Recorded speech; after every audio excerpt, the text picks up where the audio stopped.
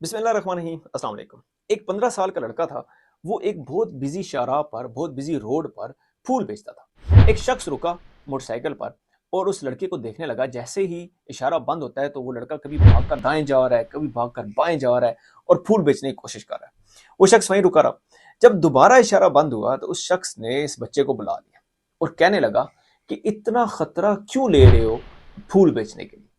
तो बच्चा बोला कि मैं पढ़ा लिखा नहीं हूँ और मैं पढ़ना लिखना चाहता हूँ और मेरे वालिदैन गरीब हैं, तो मैं अपने पढ़ाई का खर्चा बर्दाश्त करने के लिए मैं फूल बेचता हूँ।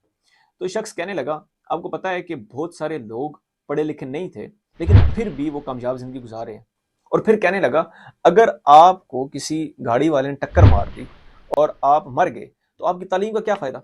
तो लड़का सोचने लगा, बात तो उसने सही की है। तो खैर, उसने इरादा कर लिया कि आइंदा से मैं फूल नहीं बेचूंगा। अच्छा, 10 साल के बाद इसी तरह यही बच्चा वहां पर भीख मांगा। यही बंदा रुका, मोटरसाइकिल रोकी और देखा कि एक लड़का है, जवान है, 25 साल का है और ये भीख मांग रहा है। वो भीख मांगते मांगते इसके पास आया, इसको कहने लगा मुझे कुछ पैसे दो।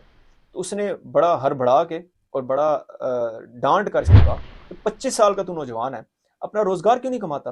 तो कहने लगा कि मेरे वालिदैन गरीब हैं और मुझे पढ़ा लिखा नहीं सकते थे, इस वजह से मुझे इस हालत में आना पड़ा। उस शख्स ने कहा कि वालिदैन को तू क्यों इल्ज़ाम देता है, तू खुद अब ऐसा काम कर ले कि तू पढ़ लिख जा या कोई काम कर ले, 25 साल की तेरी उम्र है।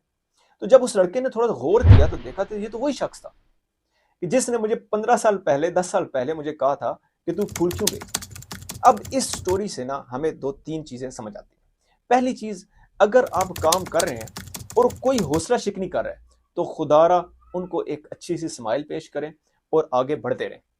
दूसरी चीज, उस लड़के को मेहनत करना नहीं छोड़ना चाहिए, क्योंकि उस लड़के ने मेहनत करना छोड़ दी थी, इस वजह से वो अब रिवर्स में आ गया, अब वो भीख मांग रहा था। तीसरी चीज, जब तक आप कोई काम कर रहे हैं उससे कोई अच्छी अपॉर्चुनिटी आपके पास नहीं आती तो खुदारा उस काम को ना छोड़ें, उस काम को तर्क ना करें जब तक उससे बेटर कोई अपॉर्चुनिटी नहीं आ जाए।